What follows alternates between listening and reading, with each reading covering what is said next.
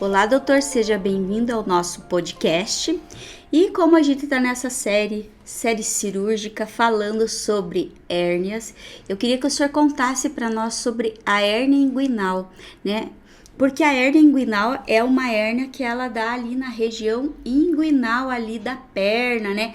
Tanto na região da virilha direita ou esquerda.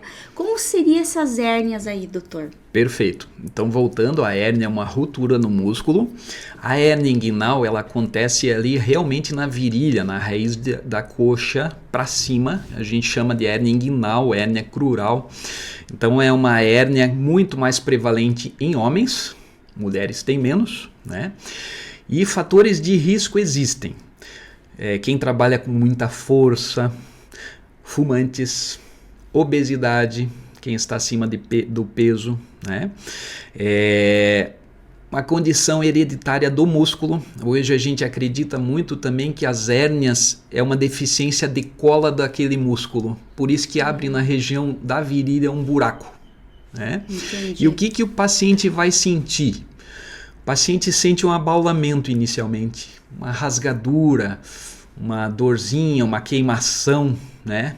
Fica queimando, e aí ele coloca a mão e ele tosse, ele sente que uma bolinha aparece, que é bem discreta inicialmente, só que isso vai crescendo. E quem está passando por ali? Os intestinos, né? Algo lá de dentro da barriga, que deveria estar passando ali, não deveria. Então eu tenho um risco grande de complicações com as hérnias inguinais. As hérnias inguinais complicam muito. Os orifícios das hérnias inguinais, eles são menores. Então por isso que não devo me preocupar? Não, ao contrário. Os orifícios menores, pode sair o intestino por ali, a gente dormindo inclusive, e o intestino, por ser menor o orifício, ele trancar nosso intestino. Que aí a gente acorda, digamos, e aí força a musculatura ali e trancou, né? Ou fazendo alguma atividade física, ou eventualmente trabalhando, no dia a dia pode trancar a qualquer momento. Então a hérnia inguinal nada mais é do que um furo na região inguinal onde estão passando as vísceras. Doutor, no homem, a hérnia inguinal ela pode afetar a região do testículo? Exatamente, com o crescimento, ela começa ali no abdômen, existe um anelzinho ali que se rompe, e aí o conteúdo, que são os intestinos e tal, eles vão empurrando isso aí, né? Aí vai formando, a gente chama de um saco peritoneal que vai aumentando a cada ano. E o paciente vai deixando. Chega uma hora que o intestino está encostando lá no homem, na região da bolsa escrotal, lá embaixo. Aí a gente chama de uma hérnia inguinoescrotal. Já deveria ter sido visto antes, mas muitos chegam para nós com hérnias grandes, né? Mesmo assim, a gente faz a cirurgia da mesma forma, por videolaparoscopia, recuperação tranquila, coloca-se uma tela, né? Mas tem que ser sempre operado.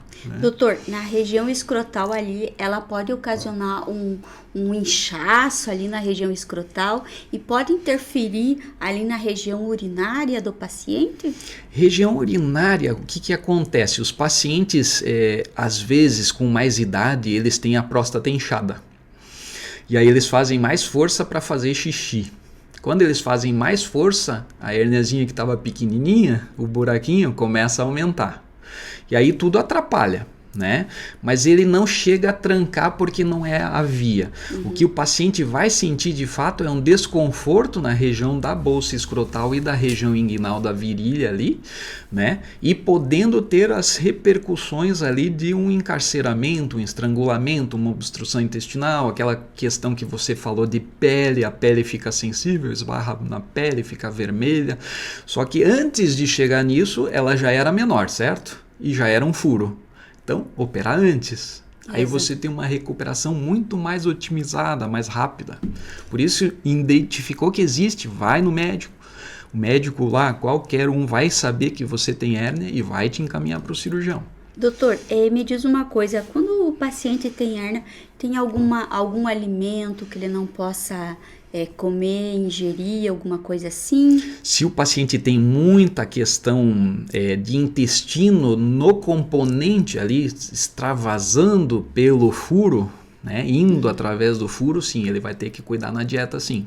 Tá? Porque senão ele vai ter mais cólicas, ele pode ter mais chance de um encarceramento, de uma obstrução intestinal. Então ele tem que cuidar. A avaliação, ela é só clínica? Eu digo, a avaliação clínica do médico, ou ele tem uma segunda avaliação de exame de imagem? Por exemplo, uma tomografia ou um ultrassom? Boa pergunta, excelente. O diagnóstico de hérnia, quando a hérnia está assim, muita chance da história do paciente ser compatível, junto com bater o olho e examinar, 98% dos pacientes já têm o diagnóstico, não precisa nem fazer um exame. Tá? Aí aquele paciente que está mais obeso, aquele paciente que eu desconfio, ele tem dor na virilha, só que ele está obeso, aí a gente palpa a região inguinal assim, e ele tem uma dorzinha lá, aí a gente pode precisar de uma tomografia de abdômen ou uma ultrassom de parede inguinal daquela região, né? Então, mas a grande maioria, a história clínica, o que ele está nos contando juntamente com o exame físico. Entendi. Doutor, queria agradecer, muito legal sua explicação aí para os nossos seguidores do nosso podcast Fala Doutor, e eu deixo em aberto para mais uma podcast aí no nosso Rio Mafra Mix. Muito obrigado, Obrigada, Lucimar. doutor.